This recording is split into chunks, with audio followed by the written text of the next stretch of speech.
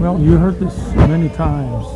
Use active voice, and in general, it's a pretty good advice too. I try to use active voice in my documents whenever I can. What is active voice? Like, I write documents. You know who's writing documents, this active voice. But if I say the documents are written, we don't know who's writing the documents. So there's passive voice for you. So in general, yeah, that's a pretty good advice, except,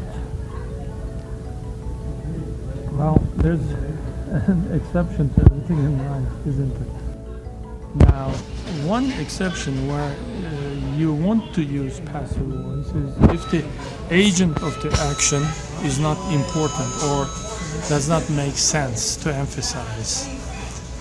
For example, if I say there was an accident and the wounded were taken to the emergency, you're not interested who took the wounded to the emergency, correct? Like if I gave you the first name and last name of the ambulance driver, would it make any difference at all in your knowledge of the situation? No.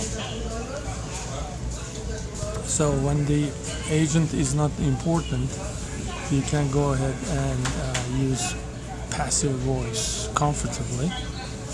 And some active voices are not quite clear, like when you say, people say we are the greatest soccer team in the world.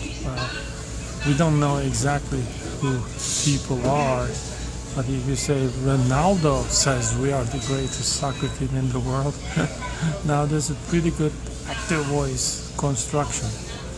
So, to your health. I love coffee. I hope you like it too. And I wish you a good night and see you in the next video.